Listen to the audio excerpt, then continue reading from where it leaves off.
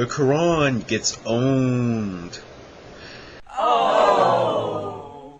This is my latest series to this channel where I will debunk some of the most popular so-called scientific miracles. That's actually an oxymoron now that I think about it, in the Quran.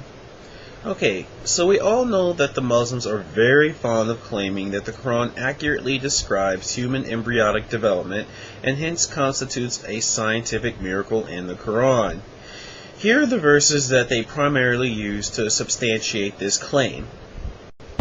Okay, first we have 23:13, which states, "Then we placed him as a drop in a place of rest." 23:14, which they break up, which states, "Then we made the drop into a leech-like structure.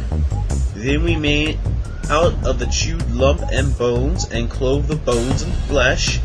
Then we developed out of it another creature, and he gave you hearing and sight and feeling and understanding." Then we have 32:9, which states, "Then out of a piece of chewed flesh, partially formed and partially unformed, and we caused whom we will to rest in the wombs for an appointed term." Then 39:6, which states, "He makes you in the wombs of your mothers in stages, one after another, in 3 veils of darkness." You know, whenever someone criticizes Islam, one of the most common arguments that is made is, "Oh, you're taking it out of context." Yet, context seems to go out the window when talking about miracles. For example, in 23:13 is a common verse to use, but what they fail to quote is the verse right before it, which is 23:12, which states, "Verily we have created man from a product of wet earth." Now, anyone with even a marginal understanding of embryology or science should know that this is wrong. There's absolutely no stage in which the embryo is a product of wet earth. They also conveniently left out 86:5-7, which states, "Now, let man but think from where he is created. He is created from a drop emitted proceeding from between the backbone and the ribs." Now, hopefully everyone knows that semen does not come from between the backbone and the ribs, but from your testes. Now, the most common Muslim defense to this is, "You don't know Arabic! You don't know Arabic! You don't know Arabic!"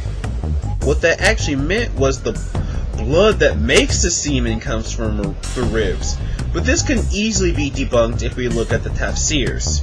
In case you don't know what tafsirs are, they are interpretation of what the verse actually meant, written by Muslim scholars who lived closer to the time of Muhammad.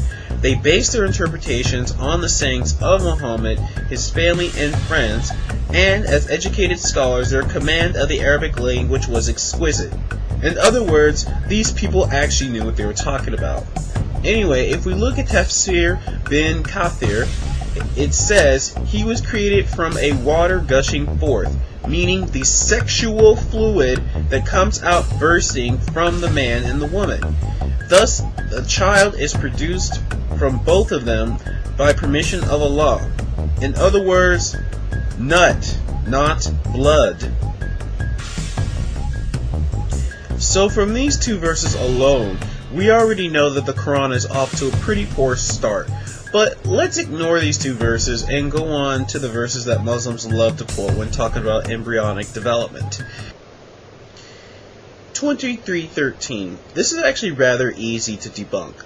The Muslims claiming that this verse is miraculous often translate it as, "Then we placed him as a drop in a place of rest," which assumingly means the embryo is resting in the womb. Oh, well, that sounds right. However, if we look at those good old tafsirs again, we see a different story. Let's go to Tafsir al-Jalalain, which tells us that the verse actually meant, "Then we made him, namely man, the progeny of Adam, a drop, a sperm drop, in a secure lodging, which is the womb." I'm not aware of any period in which the embryo is a drop of semen sitting in the uterus. But then again, I'm not well versed in Arabic or embryology, so maybe I'm wrong. Next verse. 23:14. The ones propagating this idea of the Quran containing modern embryology like to translate it as, "Then we made the drop into a leech-like structure. Then we made out of the chewed lump bones and clothed the bones with flesh. Then we developed it out another creature. And he gave you the hearing and the sight and the understanding." Okay, first of all, we don't even need to go into the tafsirs to know why this is wrong. We know that the bones are not there at all when the muscles and skin begin to form. If anything, it's more of a simultaneous occurrence rather than consecutive. There's never, ever, ever a stage where there's a skeleton and it gets clothed with flesh.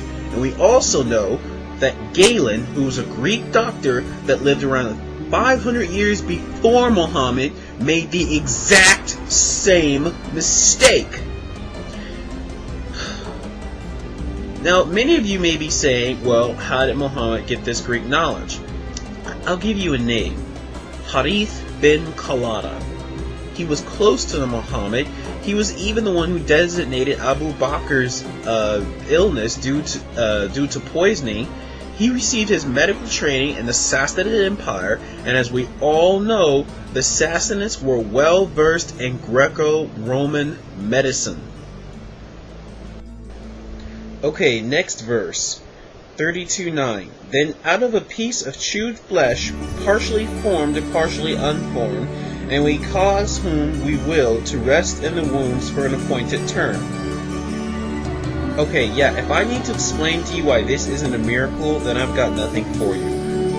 Next verse.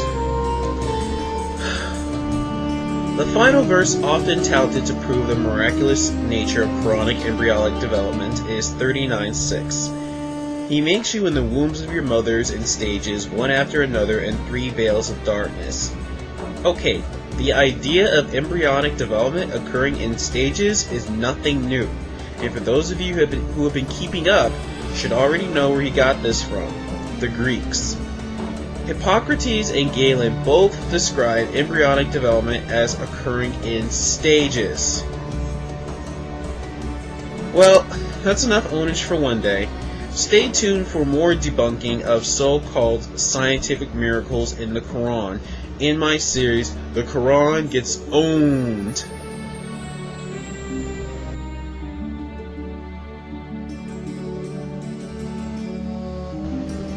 But wait, one more thing. What about Keith Moore? Many Muslims, when propagating the embryology of the Quran, quote Keith Moore as a leading Canadian scientist who made this statement. It has been a great pleasure for me to help clarify statements in the Quran about human development. It is clear to me that these statements must have come to Muhammad from God or Allah, because almost all of this knowledge was not discovered until many centuries later. This proves to me that Muhammad must have been a messenger of God or Allah.